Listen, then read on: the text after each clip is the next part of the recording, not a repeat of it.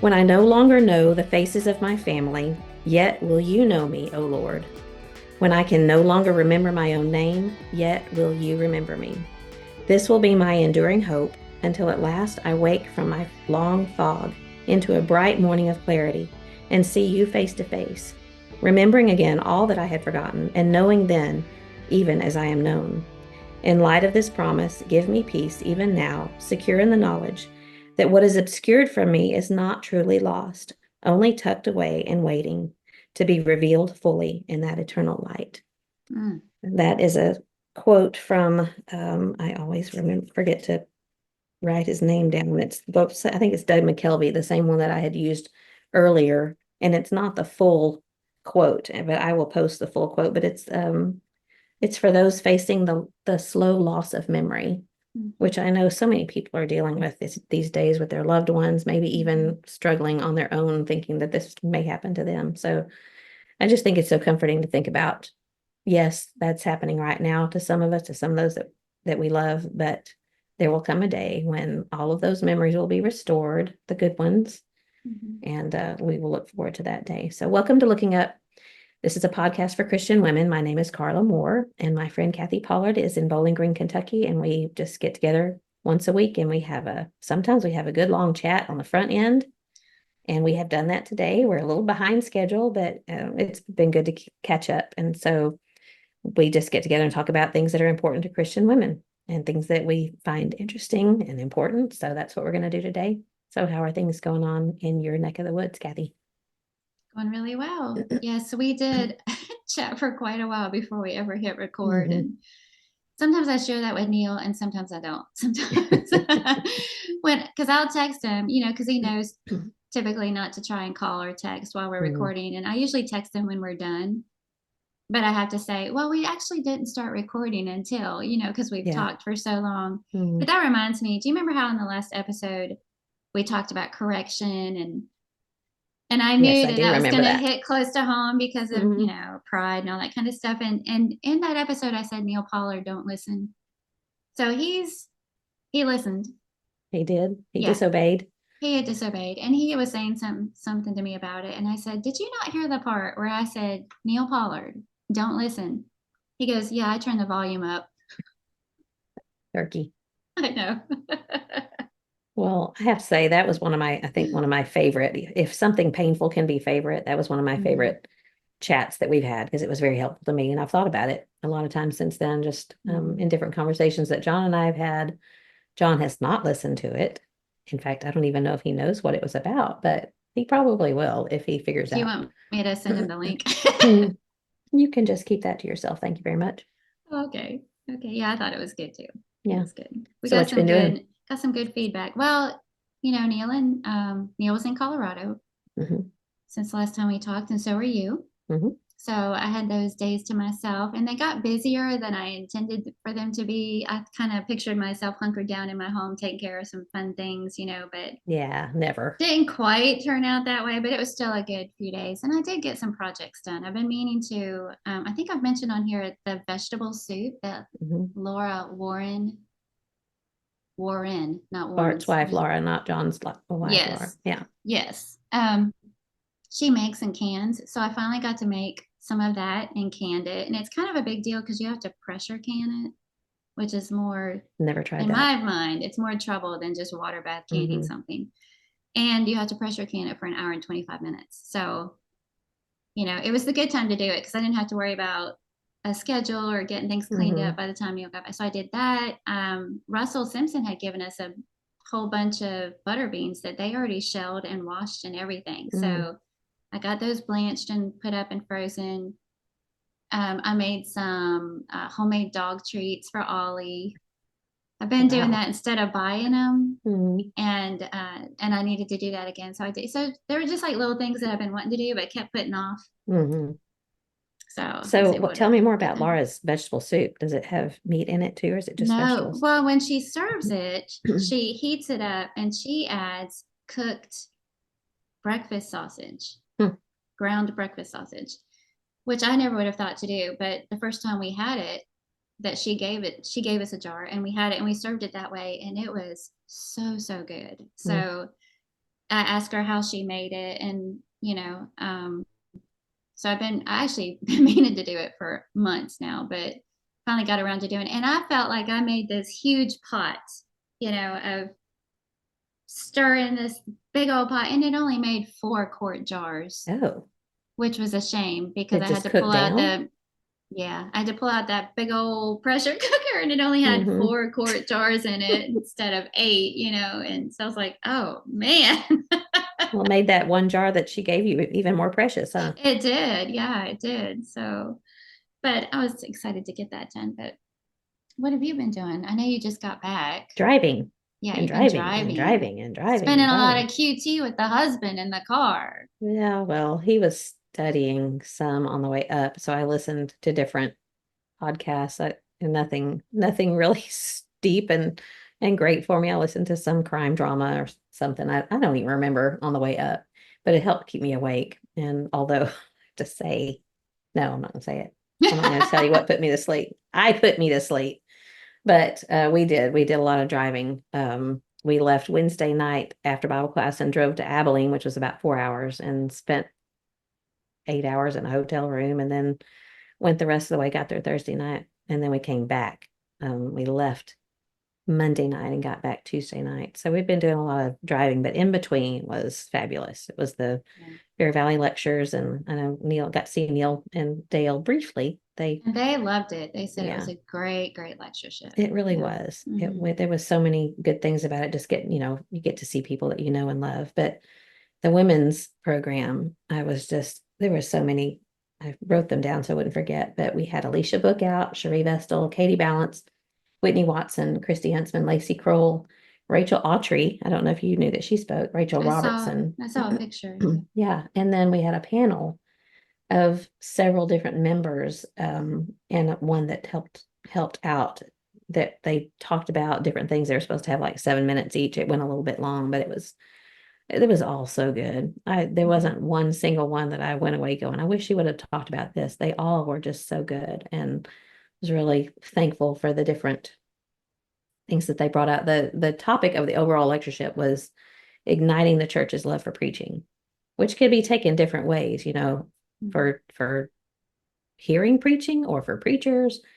But we took that a little bit different with the women's program, and we used the word igniting, but different topics. Like one was igniting the church's love for our leaders, igniting the church's love for the word of God, different things like that. So they did such a great job, and we really enjoyed being, usually during the women's part, I'm downstairs the whole time and don't get to hear some of the men's, but they are recorded and I'll get to listen to them later.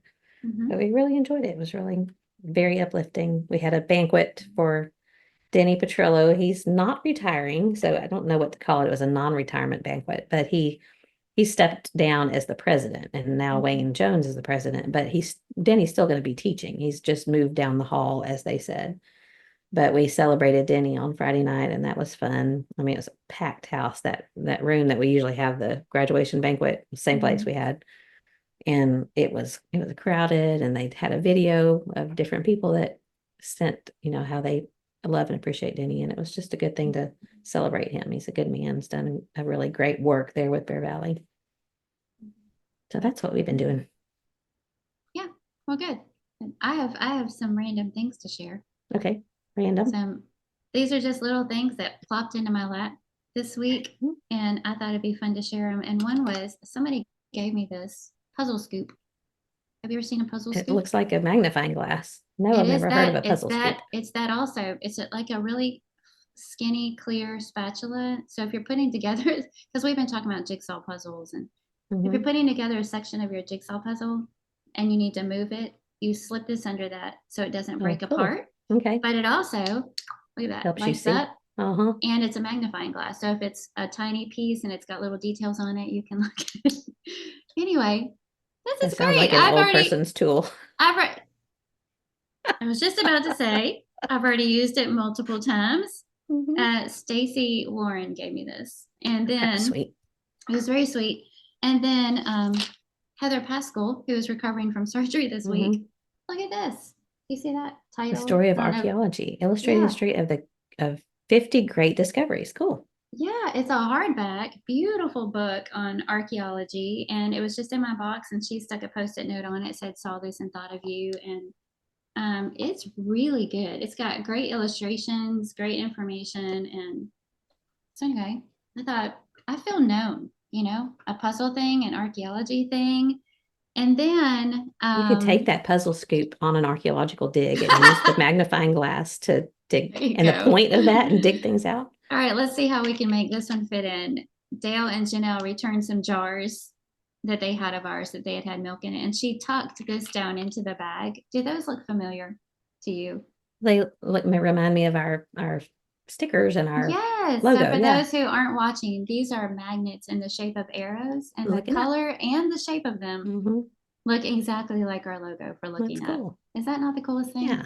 And then the last thing is a mystery gift. I don't even know where this came from. This cute little fabric pouch uh, was in my box last night at church, and there's no note or anything with it. But inside, look at this adorable little. It's a little It's a chickie. it's a little baby chick on some kind of. I don't even know what this is. it looks like a. It looks almost like a pendant. Like you could Yeah. put it on a Uh-huh. chain. It's got kind of a bronze It's casing really around it, cute. but it's adorable. Yeah, I don't Yeah. know who it's from or why, but anyway, there's like these little just random You've been things. showered with gifts this I week. I know. I was like, what is it, my birthday or something? It's not, but Yeah. Well, so good that for was you. fun. That's Yeah. always fun to have little neat things Yeah. that And I'm land in not your I debated sharing it because I'm not trying to say, look, people think I'm special. I feel that way, you are but special. I'm really wanting to get a shout out to the thoughtfulness of these individuals. We've mentioned, except for the mystery person, these names on here before, and they listen. So Maybe the mystery will be very solved. Or thoughtful. Yeah. maybe whoever put that in your box meant to put it in somebody else's box, and Yeah. whoever meant to is supposed to get it is going, I thought you said you were going to put a chicken in my box. And Awkward. so now they're going to have to come take it back from you. Too bad, so sad. It's mine now. Not sure what you're going to do with it, but That's right. yeah. Oh, I forgot one because I didn't bring it over here. Amanda Campbell makes she crochets little pumpkin garlands Mhm. and sells them this time of year. And so she sent me one, and I've already got it up on my mantle. It's adorable. But if you're interested, you can go to her page. I guess I could share some information and order one. They're very reasonable, but Like it's just, Etsy or I mean, I don't know if she has it on Etsy or not, but on Facebook for sure. She's shared it on there, and you can go. I'll see if I hmm, can find some more direct yeah, information if somebody wants to order them. But it's just these cute little orange, like a burnt orange color pumpkin on a garland made that out you of can what? hang on your yarn. They're Okay, crocheted. They're adorable. that's But you cute. can hang it on your mantle, or I debated between there and like across my kitchen window, right over Hmm. the sink. Would have been Hmm. cute also, but I ended up going with the mantle. But I have some um, fall decorations, but I haven't taken any of them out. I haven't Is it either, fall but yet? It it is officially is. fall. Yeah, like 4 or 5 days ago it became fall. Well, I cleaned up my office. I think I sent you a picture. I can't remember of it all nice, neatly organized. And then part of what we were doing up in Denver was bringing back a trailer load of our stuff Mhm. that we didn't have room to bring back in March. So we brought it all back and it's all right here. I was gonna ask where you put it all. Yeah. Yeah. Ugh. Because like I said before, this is my very carefully scripted, That's right. The clean space. this is the only clean space in this office. And just it's chaos right on the other side of the borders of my desk. But So you cleared it all out just in time to fill it back up again. yeah, yeah.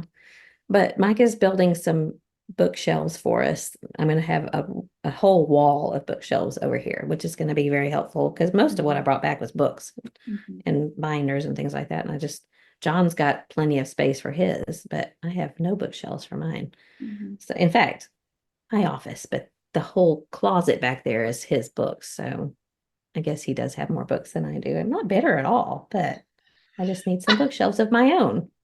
So Mike is The gonna at some phrase, point. Yeah, that phrase, I feel like you and I are saying that more and more. Like, we'll I'm not bitter at all. we'll share something, and I never know. Are you being serious or sarcastic? It can go either way. I think I'm I'm, not bitter at all. I don't think I'm bitter. I'm a little bit like, Uh, can I have one yeah, or two of those shelves, please, yes, to in put my more books office, on? in my Yeah. own office. Hmm. Yeah, well, he Get did that let junk out of me. my face. I did as we were bringing things in from the trail, like, that's yours. It goes back there. That's your, I don't need That's that in right. here. Already got 4 or 5 more tubs to unpack. So Poor anyway. Neil is in a no-win situation because sometimes the kinds of souvenirs that he likes to bring home from his travels aren't really ones that I want in the house, you know? Hmm. And I keep Like, saying to him, well, he always wants like a picture of the region hmm itself, like a wall hanging of some hmm sort okay. and all kinds of little knick-knacky kind of things or whatever. And I'll say, oh yeah, that'll be great in your office, hmm you know. Yeah. So now his office is covered with all of these things from all of his travels. But I keep saying to him, you need to clear out your office. You need to hmm declutter. How can you even think it? But I'm sure he's like, you It's can't have not it your both office. ways. Yeah. Yeah. First of all, I'm gonna go back and edit that part out because Well, but I John, say to him, yeah, that'll be great in your office. And then I'm like, your office has got too much stuff in it. yeah, yeah. But you can find a place in your office for it, not in the house.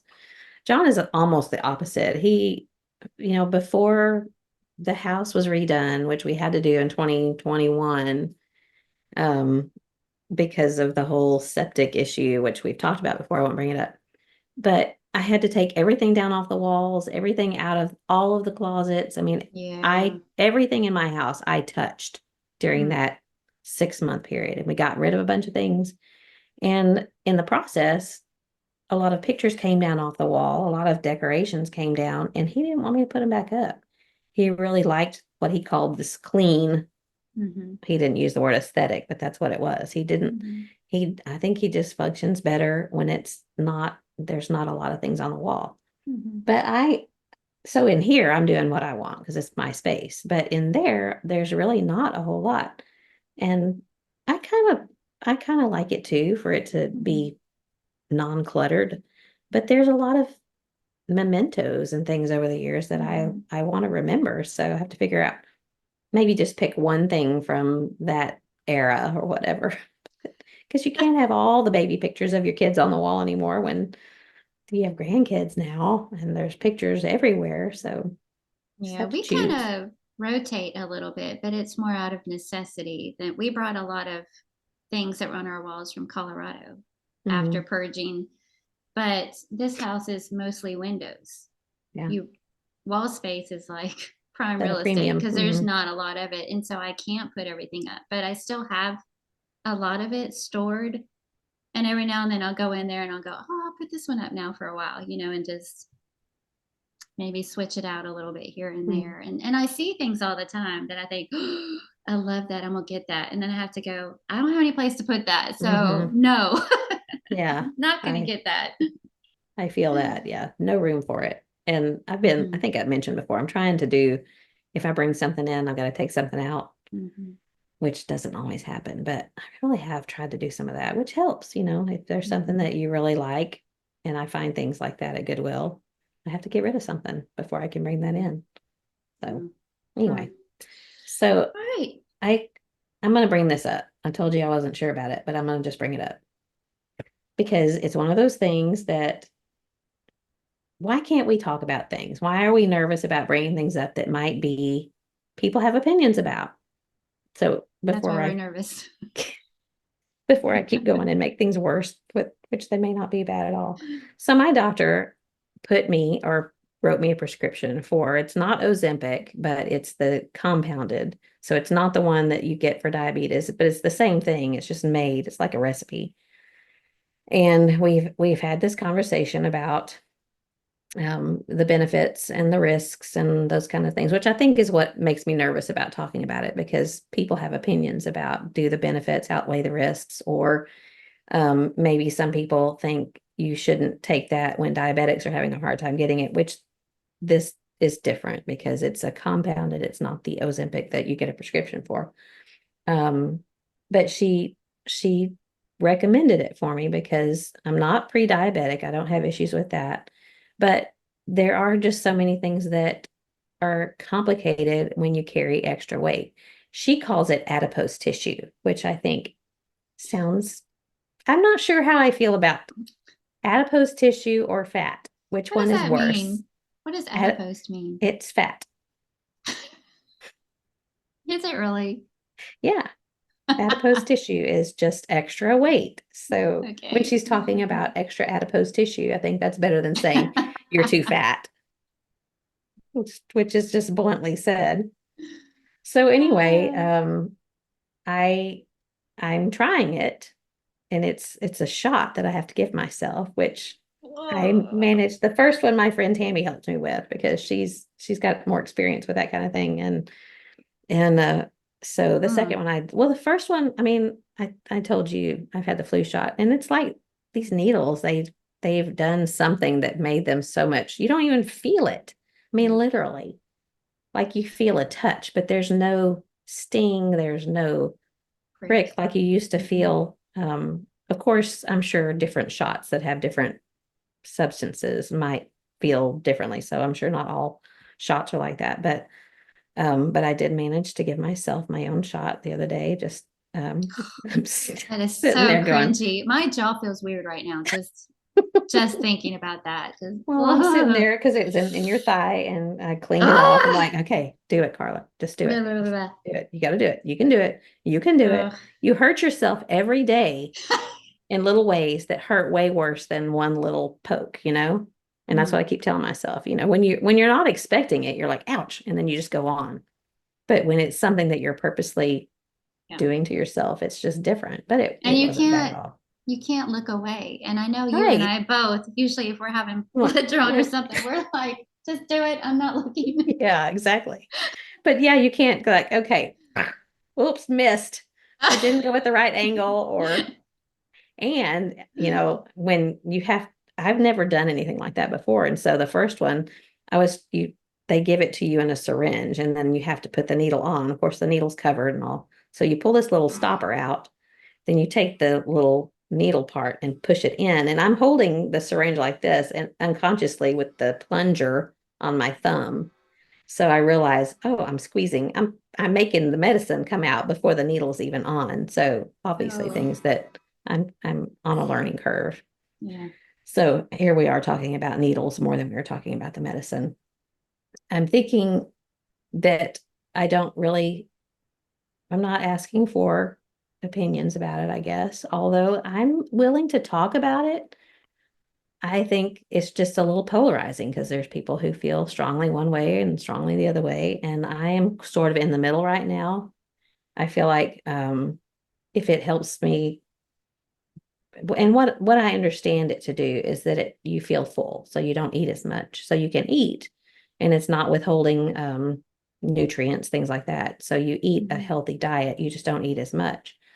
And it also turns off those food noises, is what they say, like where you're just walking around the house going, I really want a snack. I want a snack. I need something to eat. What can I eat? And the first week I didn't feel all that different. This is the second week. So I'm just on my second week. And I have felt a little bit like I'm not hungry. I just don't think I really want. I don't feel bad. I don't feel nauseous. I don't feel like food's gross. I just don't need anything. And I really do appreciate that. I like that. Hmm. Um, So you we have to went give yourself a shot once a week. once a week, yeah. Once a And you week. have to And keep it frozen too. does it does it come like a bunch all at once or it's just delivered once a week or how does that work? I got four, and you keep it in the freezer. So it's a monthly, 4 times a month Mhm. prescription. I did notice we went to Lucille's this week while we were in Denver, Mhm. and I ordered the Eggs Benedict, which I've had it before and it's really good.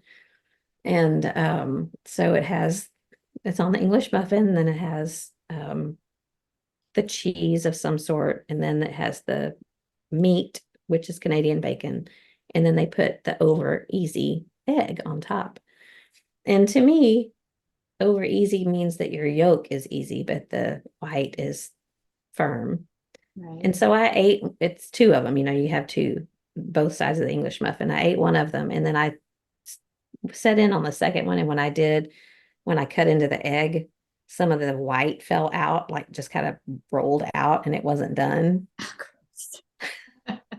Gross. And that was it. I was like, no, thanks. I'm done. And I need more of that, because I think what I'm hoping what this helps me do is just say, okay, I've had enough. I've had half of what I normally eat, and that's enough. Because there's things like if you have a bowl of macaroni and cheese, Mhm. I'll keep going on that because I like comfort food, and I need to have a little bit. And I think self-control, and I'm pretty sure I do have some, not all the time, but Mhm. I did intermittent fasting for a long time, and you have to have some self-control to be able to do that, just to stop eating. But I felt like that just kind of quit working for me because it was my body figured out what I was doing, and it would say, okay, we're going to hang on to these calories just in case you need them later and hold on to this extra adipose tissue. You're welcome. We're not going to let anything happen to your extra adipose tissue. We're going to hang on. So thanks to my body for doing that. Mhm. So there it Well, is. I'm glad you shared it. Be thinking about you and praying that it's successful. Thank you. You're welcome. And if anyone has any questions or concerns for Carla, please feel free. She wants to hear your comments. I don't mind questions, but and I don't even mind if people want to say like, okay, this is and I talked to Shannon, she's a pharmacist, and I asked what she thought about it, and she has, she's not really studied usually what she does because she's in a hospital, and so she's looking at things that are affecting you right now, not long term so much, but there's people that I can talk to, and I trust my doctor about this, and so we'll see.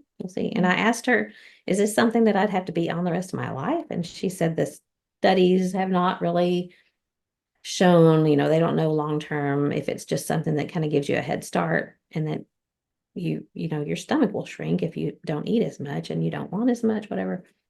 But we'll see. I just don't know. Mhm. So I'm gonna try it and see. Oh, good. I'm glad you shared that. I think a lot of women are probably curious. Yeah, I some may be was. on it and some may have thought about it or heard about it and they want to know more about it. So I'm Hmm. sure that a lot of women will find this very interesting. Yeah. Well, we'll see how it goes. We'll see. All right. Do you have anything else you want to share? Because I just realized I'm driving today. You're driving. All right. So our topic today, I don't even know what to call it. In my little notes that I wrote to myself, I put go-to verses, but I don't think that really has quite a ring to it, but we'll figure out what to call it later. Mhm. I just was thinking that it would be interesting to have a discussion between the two of us and later next week when this comes out to find out what other people think about this. What are some passages that you go to when you need comfort, when you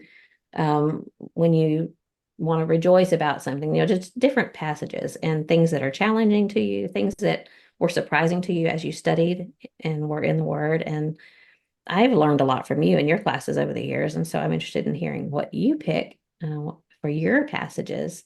But that's just what we're going to do today. It's really simple. We're going to talk about passages that were eye-opening or surprising to us when we first studied them, or maybe like a wow, oh, this is so cool.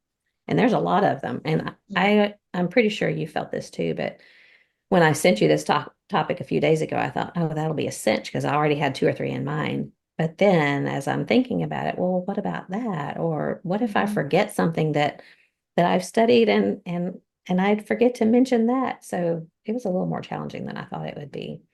So we're just going to have discussion about different things that we have come across in the Word that have been helpful to us, that have been encouraging or comforting.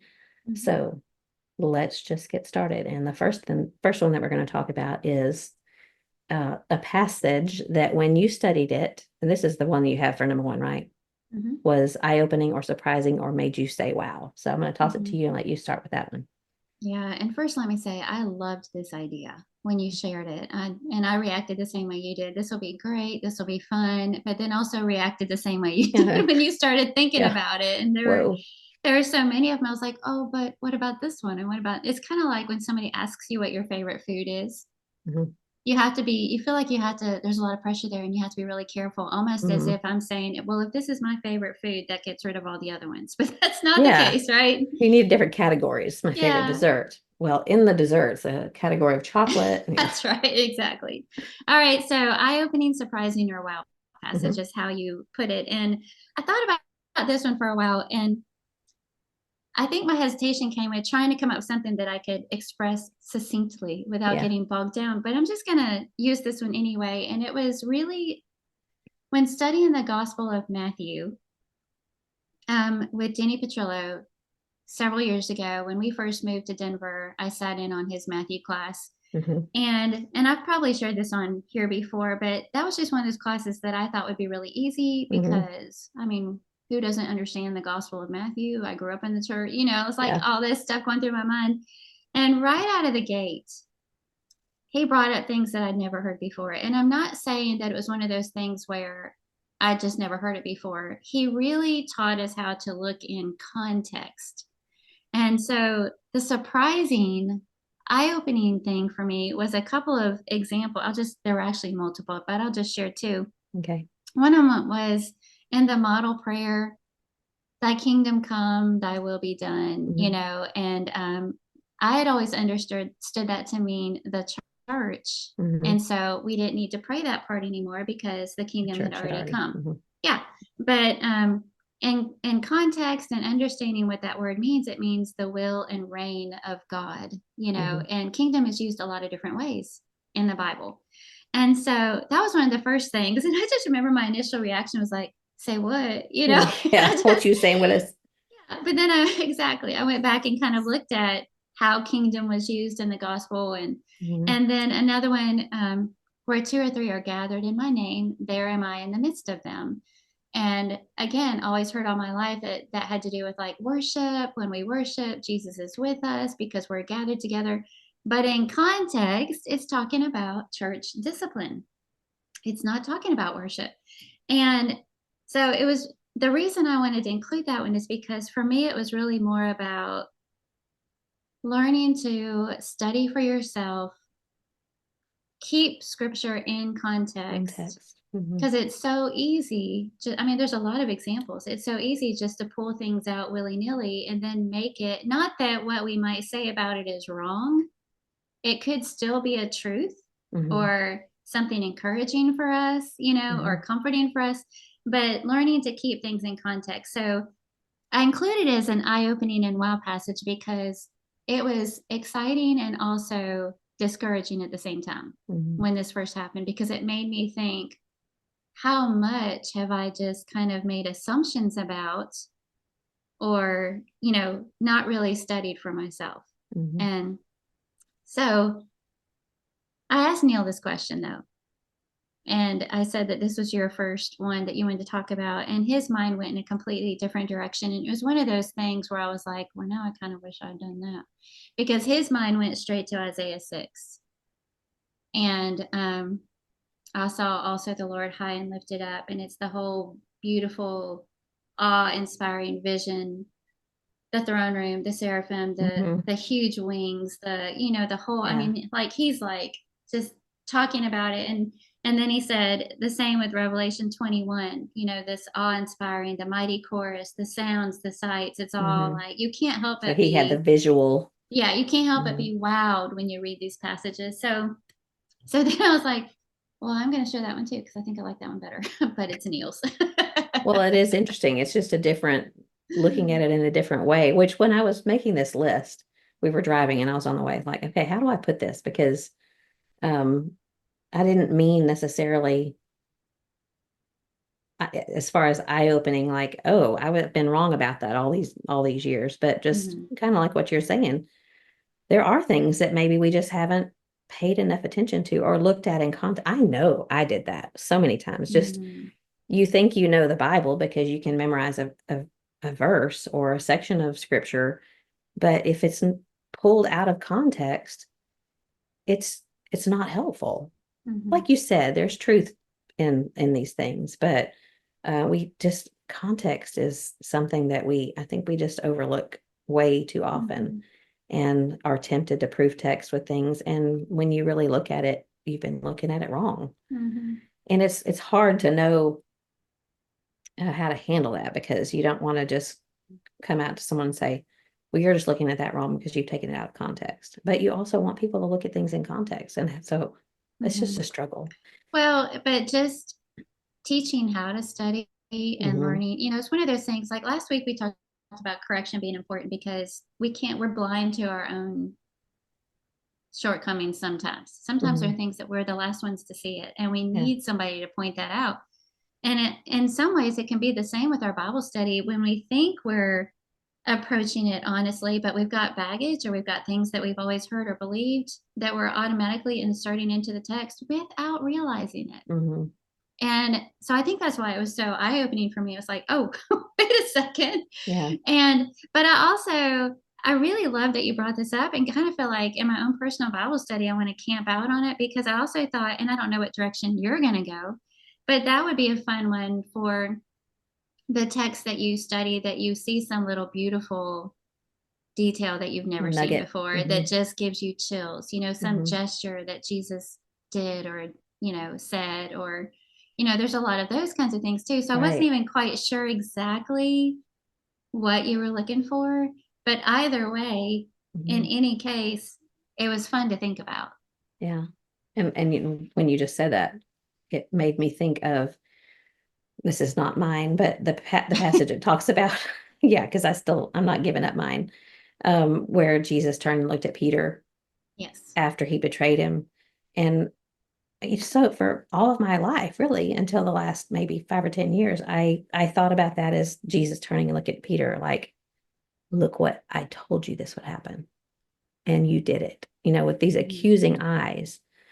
But when you go back and read the context of the things that led up to that, and knowing that Jesus, the night before, I want to say it was the night before, he had told Peter that the devil is looking to sift you like wheat. All right, you're But stepping on when, one of mine from later.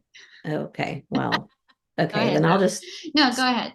well, when he says, but when you turn, Mhm. when you, I can't remember exactly how he says it, but he tells Peter basically, you're going to turn around Mhm. and then you're going to strengthen your brothers.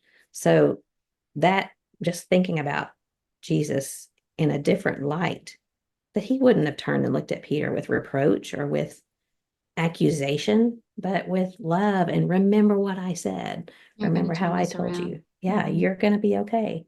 And don't, keep your trust and faith in me. So hopefully I didn't just walk all over what you were going to talk about later. Yeah, you I pretty did. much did. Now, between now and then, I'll have to scramble around to find one more. No, don't you talk about it because you'll do it better than I did because Uh, that just made me. so, what's yours then? And also, in what you said about kingdom, after Yeah, that class, now every time I come across the word kingdom, I have to look and see which yeah. translation and what's the word, the Greek Mhm. word behind that. Is it so we don't have any excuse to not dig into those tools because we Mhm. all have them. Mhm. They're online. You can look at a Greek dictionary Yeah. online easily and find out what it is. So, It could be church, it could be heaven, or it could be hmm the reign and will of God. hmm yeah. Is And so, that is what does that all that of mean? them, or is there another one? But I I know don't there's at remember. least those three. It's Hmm used in those three different ways for sure. Yeah, yeah, good one. Mhm. Okay, mine is a section, and I think more. It was a kind of a wow moment for me when several years ago we were standing on the Mount, what is it called on Nazareth, the precipice, Mount Precipice. Mhm. And so you can stand up there and you can look out over the Jezreel Valley. You can see Mount Tabor. You can see Mount Murray. You can see all, I mean, you can see so far. But John was pointing out the hill or Mount Murray, the hill of Murray. And real close on either side of that little mountain is a little community that used to be, probably still is, called Nain or Nain. I'm not sure how it's said in the Hebrew. And then there is another community where the Shunammite woman, Shunem, let me make sure that I've got those, not mixing them up. But yeah, Nain and Shunem are both at the foot of Mount Murray down at the Jezreel Valley.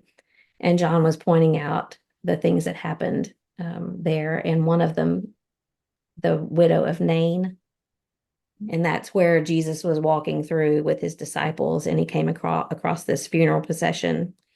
And there was a widow, a woman who had lost her husband already, and she was weeping and following the bier, the funeral procession, with her son, her only son, who was dead. And we don't know how old he was. But so this account, John was talking about how Jesus stopped and he raised the son back to life. But the phrase that really hung in my mind that day was that it says that Jesus gave him back to his mother.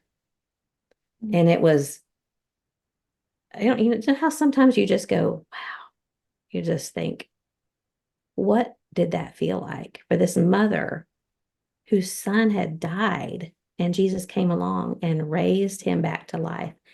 And how did he do it? Did he say, did he just take her by the hand and lead her over? And can you imagine her shock and her joy and her tears and disbelief as like her life? He had to have been her life was given back to her.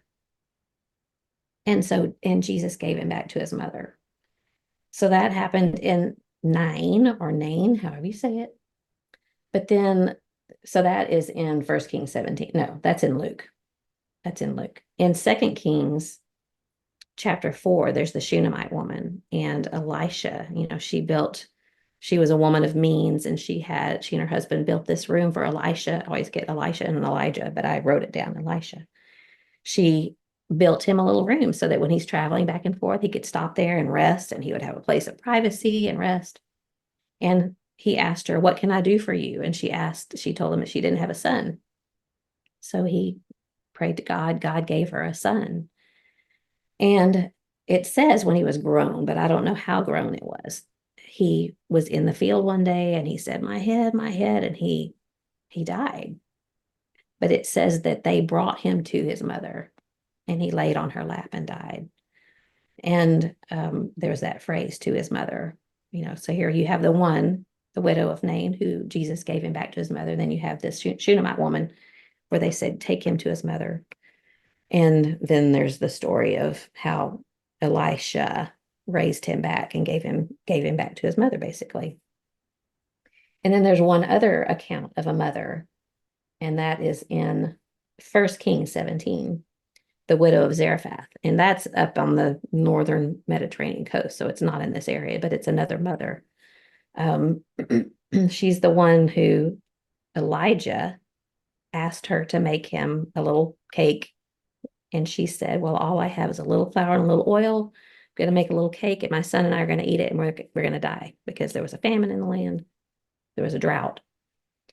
So Elijah, to double check myself constantly, basically says, make me one first. To me, it's like an issue of trust. Make me one first. And so she did. And then he promised her that her jar of oil would not go empty, that she would have enough as long as the drought lasted. So this boy also died. And the passage talks about how Elijah, it was kind of odd, stretched himself out on this boy, but he brought him back to life. And this also says that Elijah took the child, brought him down from the upper room, and gave him to his mother. So those three mothers, it just made me think about all of the mothers who have lost children and where we are today. And, we don't experience miracles like they did in Bible times, but how many mothers are out there who have lost children, whether through miscarriage or a child, just a nightmare situation where you've lost a child, and how you would pray this prayer. God, if there's any way, let this happen to me, bring my child back to me. And you see mothers and fathers too, but just these three talking about to his mother, how that isn't going to happen in this situation in the same way that it did in Bible times, but they're not going to come back to us, but we can go to them. And I think in that situation, Jesus will give them back to their mothers. And I just think that there was just something about that phrase, Jesus gave him back to his mother, that just resonated with me. And I think some of it was people that I was close to were going through infertility and had experienced miscarriages and were just suffering and grieving. And these three mothers who had their children returned to them, I thought, that's going to happen. It's going to be different. But these children, these innocent children, that God created in the womb and knit together in the womb. And there's a soul attached to those babies that have been miscarried. And there will come a day, if we do what God wants us to do, that we will be reunited with those children and God will give those children back to us. And I don't know what that will look like. I don't know how it will be. I don't have any details about that, um, it's just, it was one of those, wow, that is so cool that Jesus gave him back to his mother. That's beautiful. I can't help but think about when Jesus was on the cross and his own mother was right down there and at the foot of it and witnessing it all. And he knew he was going to come back and be resurrected. Did she believe that already, or was she just, I mean, obviously she would have been in anguish on the treatment he was receiving, but Yeah. was she being held up by her faith and all those things that she had pondered in her heart, or was she just totally grieving? Yeah. I don't know. It is amazing to think about what he was going through, and yet he was thinking about her.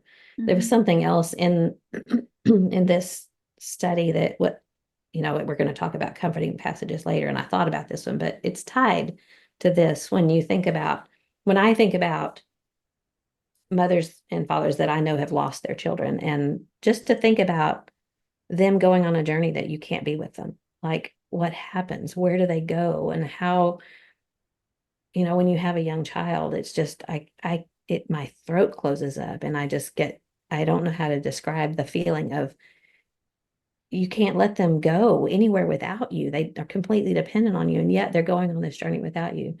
But there's a passage, and this was shared with me by my friend Michelle Nickel, who's had numerous miscarriages, that Luke 16:22 says that it's the rich man and Lazarus, and they both die. And it says that Lazarus was carried away by the angels to Abraham's bosom. So the thought of being carried away by angels, that gives me chills and tears too, to think about. At death, a faithful Christian is carried away by angels to Abraham's bosom. Don't know what that means exactly. Don't know what it looks like, but the thought of they're not alone, for that child, they're not alone. So that's my wow. And we're probably already going too slow. So that's really good. That's beautiful. I liked that one. Okay, the second one is a passage that brings you a lot of comfort. This one was really tough. I did a whole Bible marking one time on just comforting scriptures, because there's so many, and what a blessing that is, that God's word, with everything else that it does, gives plenty of comfort. So I chose two, one from the Old Testament, one from the New Testament, but I won't camp out very long on either one. But the first one is Psalm 121. And it's a really short psalm. It's 6 or 7 verses, but I feel like it encompasses so much, and it hits that place when you're in a situation that arises, catches you out of nowhere, knocks you off your feet, or just something that you've been carrying for a long time. It applies. And the psalmist says, I lift my eyes into the hills. Where does my help come from? My help comes from the Lord who made heaven and earth. But then it goes on to say how he's with us, and keeping us from stumbling, and keeping us safe and secure, and being with our going out and our coming in from this time forth and forevermore. And it's just that reminder of, no matter what it is, God's in his heaven. He sees you. He's with you. He will always be with you. You can rest at night. And even if it's not this physical night, you will rest. And I love Psalm 121. The New Testament one is John 10, 14 and 15, because that's the one where Jesus talks about him being the shepherd, and he knows his sheep, and they know his voice. And I love the visual image of it. I love the tenderness, the care, the personal relationship, that reminder that this isn't some distant relationship that we have. It's I know you, I see you, I know your name, I'm going to take care of you.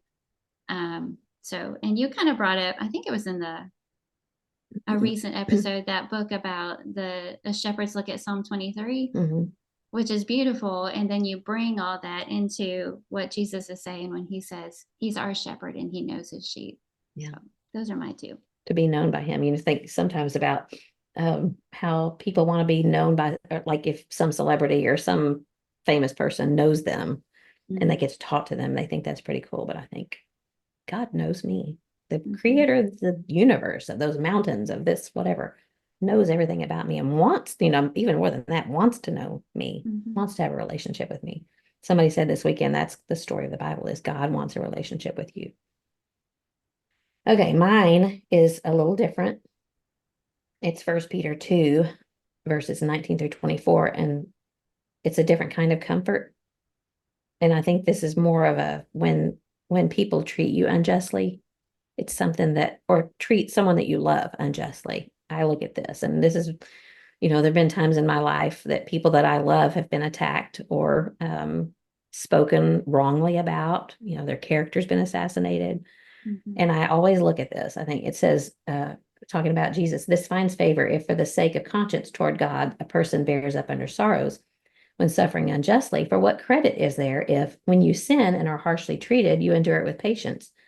But when you do what is right and suffer for it, you patiently endure it, for this finds favor with God. And this is the part. You have been called for this purpose, since Christ also suffered for you, leaving you an example for you to follow in his steps, who committed no sin, nor was any deceit found in his mouth. And while being reviled, he did not revile in return. While suffering, he uttered no threats. And I love this part, but kept entrusting himself to him who judges justly. Mhm.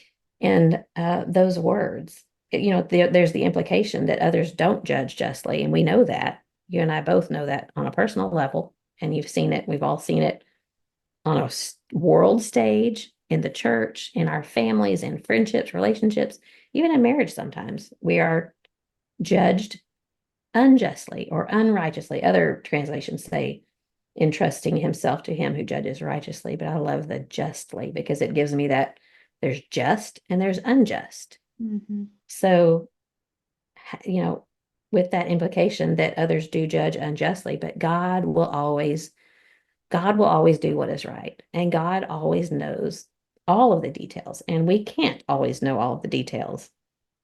When someone um, attacks our character, or when someone says something about someone we love that we know, I don't know what it is, but that just makes me so angry when Yeah. people harshly criticize and they don't know what they're talking about. You Mhm. don't know what you're talking about. And I just want to say, you don't know what you're talking about. Mhm. But yet we do know that God knows what he's talking about and that he always is going to judge justly. So if we're going to be like Jesus in this sense, we are, that word entrusting, it's just to hand it over. It means to deliver ourselves or to hand over. So, okay, you can say what you will, you can do what you want. And I think you and I both talked about how he's like, whatever. And John can be like that sometimes too. And I'm like, Mhm. but, but But in this situation, Jesus handed himself over to God.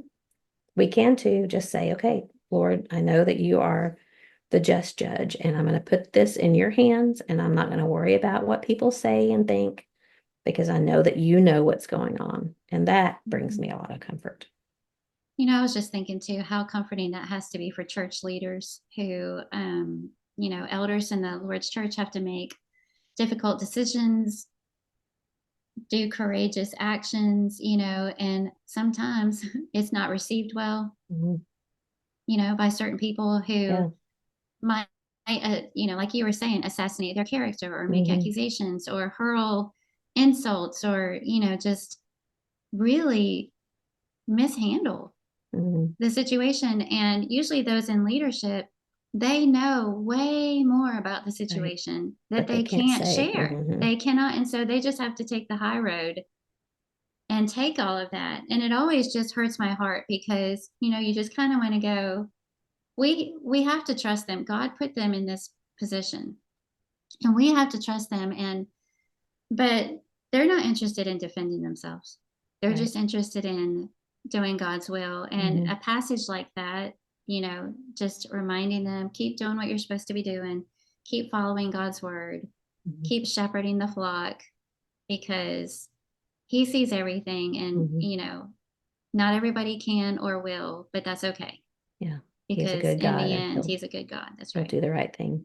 And Yeah. we don't, but he will. Okay. All Mhm. right. Number three, a passage that is convicting. I chose 2 Corinthians 6, 1 through 13, because this is one of my favorite sections about Paul, who was put in a position where he had to defend himself. And I think about somebody who spent their, especially since his conversion, obviously, spent his life in service and travel and serving God, loving his people, and his character was attacked. Mhm. And he was put in a position of having to defend himself.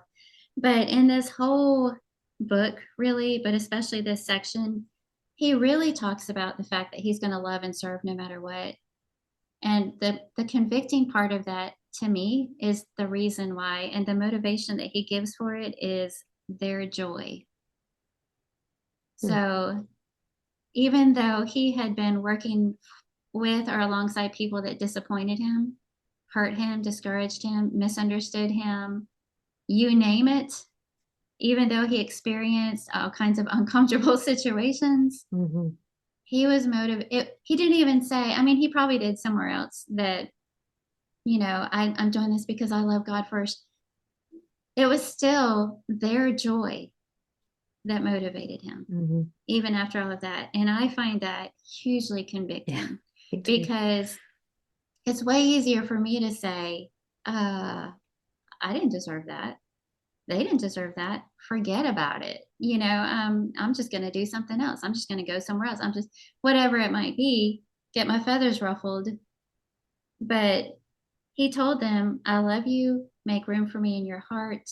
Your joy is my motivation. I do everything because of you, and think about a relationship in marriage, a relationship with your brothers or sisters in Christ, a relationship with your neighbors or the lost. If that's our motivation, how that changes everything and Mhm. how we respond to situations that don't go down the way we thought they would. Oh, yeah. Yeah, that one's a tough one to swallow. I see myself in Yeah. that, especially when you think about the church in Corinth, and that Hmm. was, you said, in Second Corinthians, right? So the Hmm. second letter Hmm. that he had written, and there was struggles and trials and trouble, and he was having to fuss at them, and but yet he was still interested in their joy. That's a really good one. Hmm. Mine also comes from Paul, and it's in Philippians 1. You actually brought this up a couple, I don't remember which podcast it was, but Philippians 1, 14 through 18. And he's talking about his imprisonment in the cause of Christ was well known. Most people trusting in the Lord have far more courage to speak, but he says, some, to be sure, are preaching Christ, even from envy and strife, but some also from goodwill. The latter do it out of love, knowing that I'm appointed for the defense of the gospel, but the former proclaim Christ out of selfish ambition rather than from pure motives, thinking to cause me distress in my imprisonment. What then? Only then, in every way, whether in pretense or in truth, Christ is proclaimed, and in this I rejoice. And he says it again, yes, and I will rejoice. And I Hmm. think there's people out there with stinky motives and they're trying to hurt him, but all he's worried about is the fact that Christ is being proclaimed.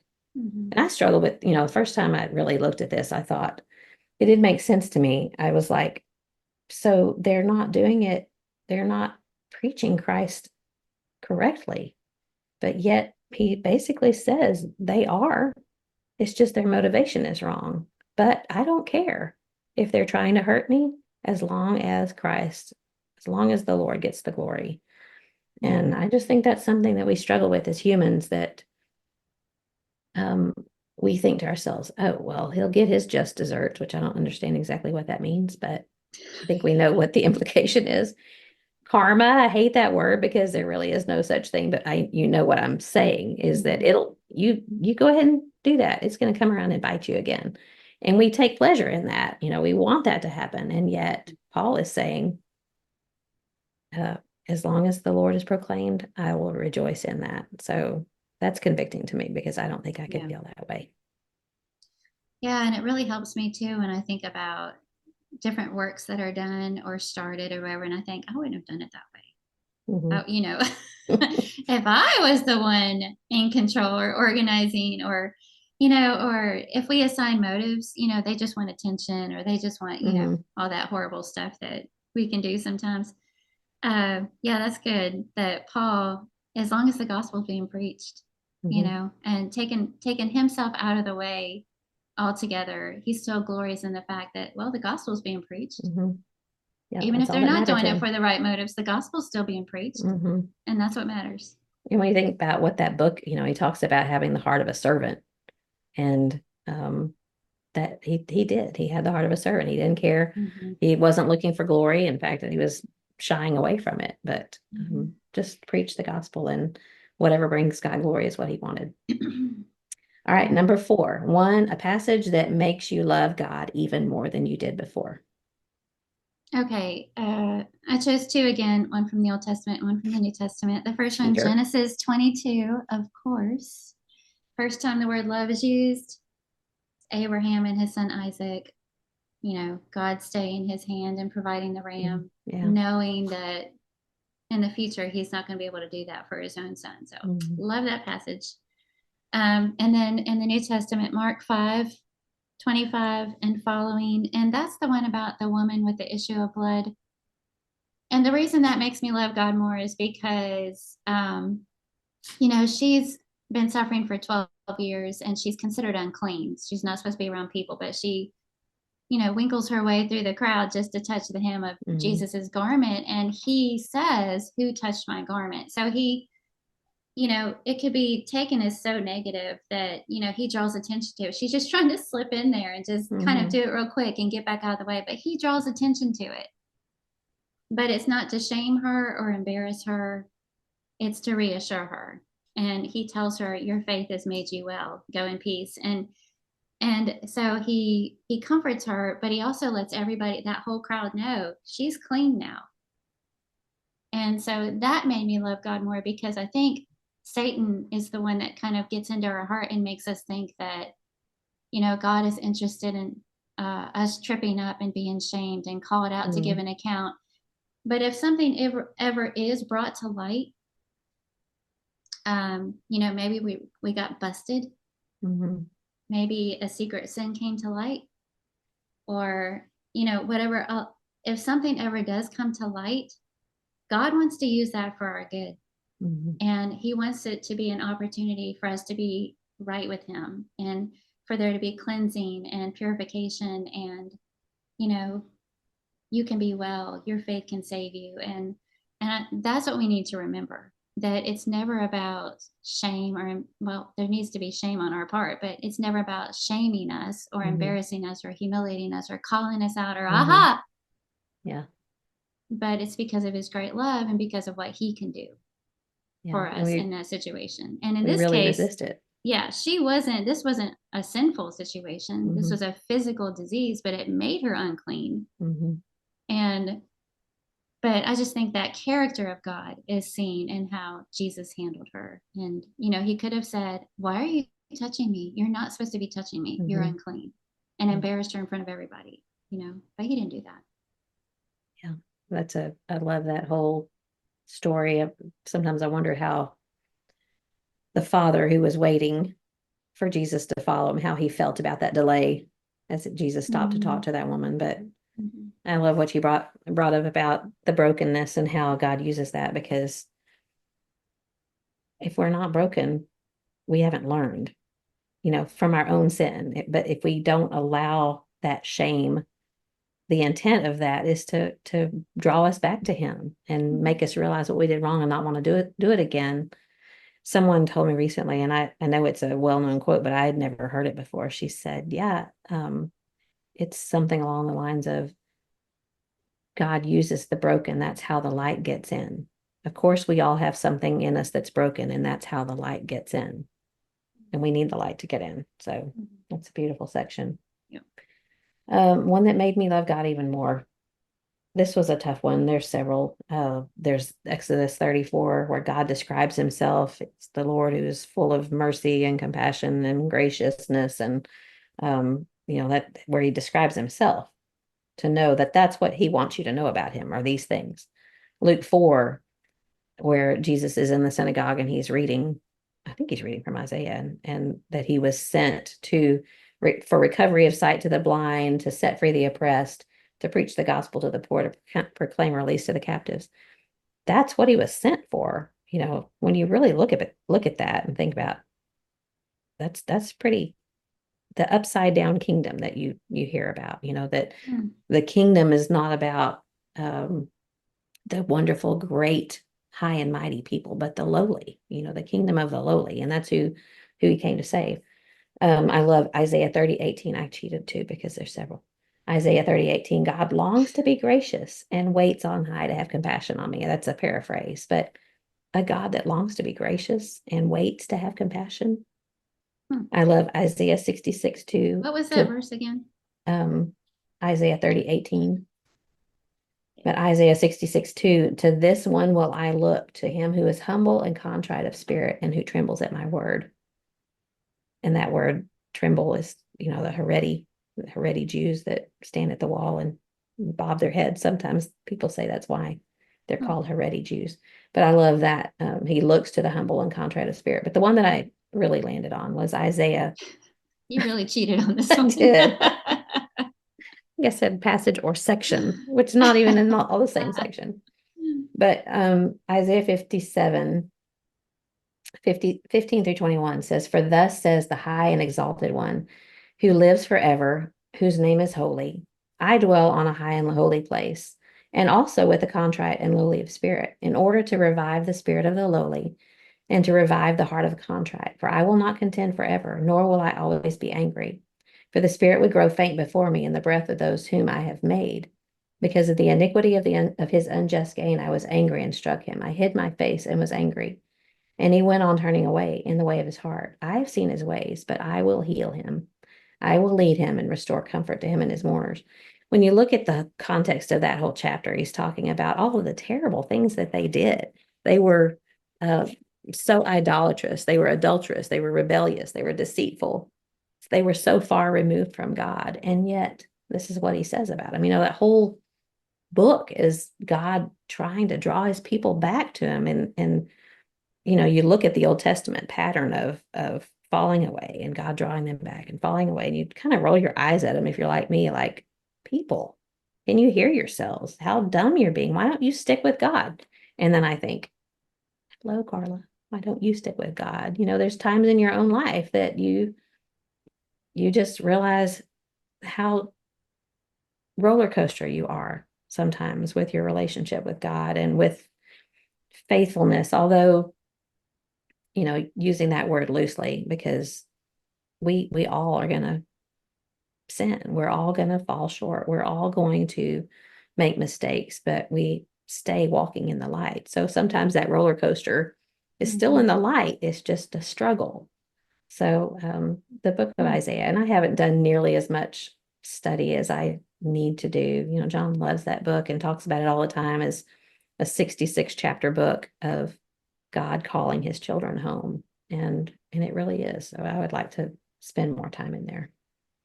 Well, I've been hearing the exact same thing from Neil, because that's the book that he's been in he does he puts out like a daily scripture study. And right now he's been going through the book of Isaiah. And he just keeps coming away from it saying, man, or wow, or obviously haven't spent enough time in Isaiah. He just keeps over and over keeps coming up with that same impression and saying the same things that you're saying. Yep. Yeah, that's beautiful. Okay, the last one is, what is a passage that helps you keep going when you're discouraged? I chose Hebrews 12. Again, so many of them, but I chose Hebrews 12, the first few verses of that one, because I started thinking about times when I have been discouraged, and it either comes down to my own problem or things that are happening. And, so I feel like Hebrews 12 covers both of those areas. And, because we are surrounded by so great a cloud of witnesses, referring back to the chapter before with all those characters who lived out their faith, let us lay aside every weight and the sin that so easily entangles us or besets us, whichever version you have there. So I feel like that's both of them. The burdens that we might have that we're feeling weighing us down, there's always something, right? Or the sin, the weaknesses that we're struggling with, just let us lay it aside and keep our eyes on Jesus and run the race with endurance, and to me, it's just a reminder of there's nothing new under the sun. Nothing's going to catch God by surprise. Mhm. People, we have all these examples of people who lived faithfully, even though they didn't see the promises fulfilled in their lifetime at times, Yeah. and we can look back and see it all unfolding in the complete word, but they didn't, but they were still faithful. And so it encourages me when I'm discouraged to keep looking up, keep my eyes on Jesus, and those things that I'm trying to carry, if they're burdens, give them to God. Try the best that I can to lay them, pray about them, lay them aside. If there's something I can do it, but then lay it aside. If there's a sin that's got me discouraged, recognize that it's entangling me. It is not doing me any favors. Lay it aside and keep looking to Jesus. So that's the passage that keeps me going. That's really funny because that's mine too. Are you serious? I'm serious. I'll even let you look at it. But mine's a little bit different approach because I mean it's the same intent, but I was doing a lesson recently on measuring the fruit of the Spirit in my life. And I was thinking about how when I was preparing, I was like, running this race between the flesh and the spirit is what I feel like I'm doing sometimes.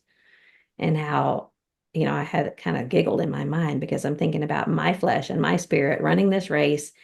And it's like I'm beating myself up and tripping myself up because I'm struggling with myself. I'm struggling with doing the right thing when I want to do the wrong thing, when I want to do the right thing and I do the wrong thing, just constantly on this race, fighting myself.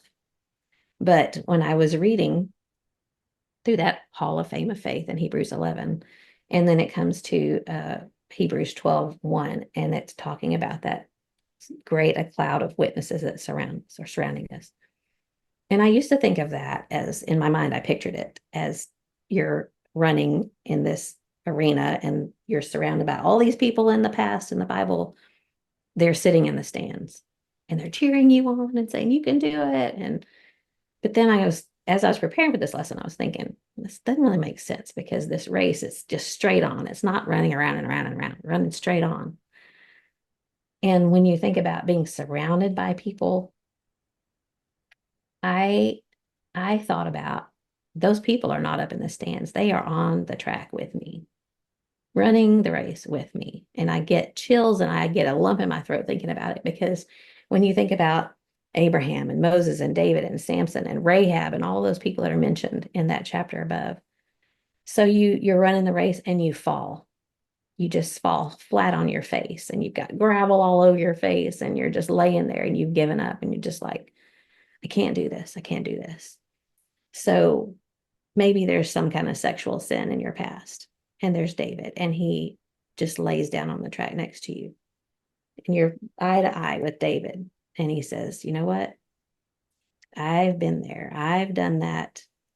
But God forgave me and he will forgive you. Let's get up. I'm going to hold your hand. I'm going to help you up and let's run this race together. And so you're running along with David and he's like, okay, I've got you. Maybe you're not holding hands because that'd make me trip. But there's David on the track with you. And then you think about Rahab and you've lived a sinful life for whatever you've had in your past. Maybe you've not been a prostitute like Rahab, but there's sin in your past and it trips you up and you fall again. And there you go. And you've scratched up your knee and your clothes are torn and you've got the gravel on your face and you just lay there. But Rahab gets down there next to you on the track and she says, me too. I've been there. Let's get up. I'm going to help you up. I'm going to brush that gravel off your knees and I'm going to run this race with you. And we're going to do this together. Have you ever been afraid of what God wanted you to do? There's Gideon, fell down with you. I'm going to help you up. We're going to run this race together. Have you ever doubted God? There's Sarah. She's fallen down with you and she's going to help you get up and run the race with you.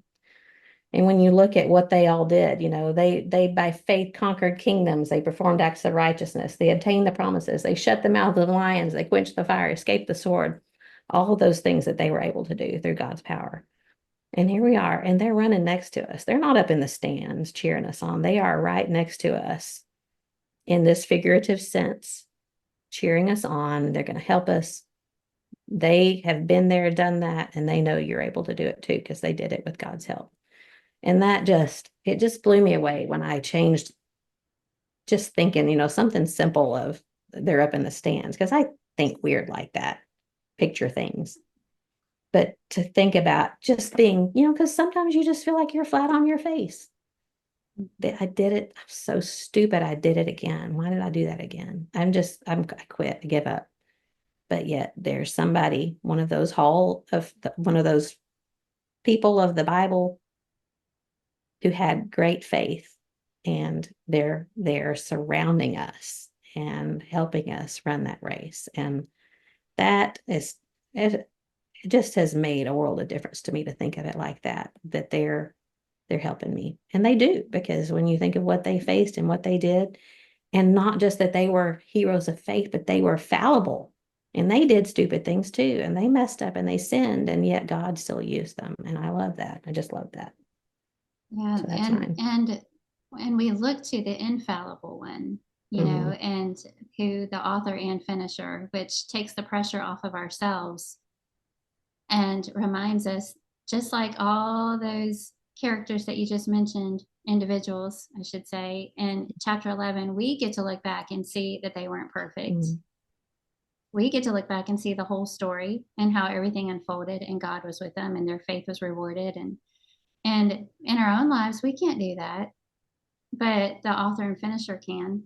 And, Mm-hmm. we look to him who sees everything. And just like he was with them, he'll be with us. Mm-hmm. Yeah, I love that. I just love that whole Hebrews 11 and 12. It just helps me look forward instead of being tempted to look back. That's funny that we chose the same Yeah. one for the last one. Yeah. And it's a little bit not random, but it's kind of an Mhm. unusual place to go for encouragement, I guess. Well, and there were so many options too. Again, it's Mm-hmm. so much of the word is encouraging and helps Mm-hmm. you when you're discouraged. So Yeah. how So about that? where were How you going about to talk that? about Peter? Uh, Because you didn't I bring him back didn't. up. Yeah, I didn't. I didn't. I was going to talk about Paul, so I was wrong in the Oh, beginning. okay. So it wasn't, Yeah, I didn't steal any of your thunder. no, I was going to. It was the Second Corinthians 6 passage on Okay. Paul. So. Okay. All right. Well, I think we've maybe gone a little bit longer than we've been trying to go. Sorry about that. Mm-hmm. So Mm-hmm. you have anything else you want to add to any of that? Do you Mm-hmm. have something good for me? I do, and I'm going to go first because I know what yours is, and it's gooder than mine. I just discovered something recently. The whole world probably already knows about it, but in case there's one person out there who doesn't, here's my something good for you. Did you know that when you're looking up a recipe on a website, there is something called dark mode? No, cook mode. I do not know anything about that. Okay, so I just noticed this. It's a new option, down when you keep scrolling down, you finally get to their recipe Hmm. card with all the instruction. There's a little toggle that says cook mode, and you can hit that toggle and it keeps your screen from going dark. So Because I always lose it. yeah, one of the things I've always hated about that, a lot of times I just want to print it off because I don't want to have Hmm. to worry about keep Yeah. touching the screen and going back in there. But you can hit that cook mode thing when you're doing a recipe and it'll keep it up there lit up the whole time and you don't have to worry about your screen going dark. Isn't that cool? Well, that is very cool. That's maybe it's not cooler than mine. It's a different cool, because I forever, if I found a recipe I want to try, it's on my phone or iPad, and like I keep trying to go back over there and touching the screen to keep it on. So that's Mhm. pretty revolutionary. I'm like you though. I print it out because I don't want to lose Yeah. it. Okay, my something good for you was one of the lectures, and they were all fabulous, but this one in particular I think would be good for everyone to listen to. And it was Kevin Hahn, and he spoke Sunday morning at the Bear Valley Lectures, and his topic was called Church, Your Preacher Carries Your Burdens. And I was interested in it anyway, because, we've both been married to preachers. We Mhm. know that sometimes you take on the burdens of your church members. But I thought, it's something that could have easily been taken and kind of like, sounded a little bit whiny, like, Mhm. but I From knew the Kevin wouldn't do that. Yeah, victim like, perspective. yeah, I'm Yeah. doing all this for you and you don't do anything for me. So it's not Yeah. that at all. It was so, so good. And you'll have to listen to it. I'll put a link for it next week. But he talked about all the things that a preacher does do for his congregation, if he is a good one, which is another of the things that I was thinking. This is good for the church to hear, the members to hear, because of all of the things that they probably don't think about, how you're the one who ministers to you thinks about you all the time, on vacation, on days off, when they go home at night, they're worried about you. And it's the way Kevin presented it was just so good, because he was reminding everyone that this is on our mind all the time. It's not like a victim way, but just want you to know that because we love you, we think about you. But it was also good, I thought, for preachers who don't feel that way, because I thought there were times in our ministry that we were, whether it's burned out or tired of whatever, maybe some drama going on, and we didn't feel the burden of those burdens because we didn't want to pick them up. And I, that was convicting to me, because I thought that's preachers need to hear this, that don't feel the way that Kevin is saying he felt. And it was good for preachers who do feel that way, because that, I feel like it gave them validation for feeling the way that they felt. So I think it's just good for everybody. It was so good. He's an And that excellent can speaker. be found at Bear Valley's YouTube channel. Well, it's on, I found it for Mom, so I know it's up there. I was a little bit worried about sharing something good for you that you can't find for a while until they get all the lectures up, but they do have this one. It was on Sunday morning, and you said you've seen some of them. It's on the YouTube channel, so I'll post a link to it next week, and everybody can listen to it. It's really good. Yeah. Okay. It's been a good discussion. I always love talking Bible with you. That's one of the things that's fun about our relationship, is that we talk about things like undone eggs Benedict and Ozempic and whatever else we talked about. Silly things. That's what we'll title this one. Undone eggs Benedict, Ozempic, and Bible verses. But it's really not Ozempic. I think that's right. It's just those. Undone Ozempic. Yeah. All right. Well, it's been fun. I love you. And until next time. Keep looking up. Love you too, friend. Bye.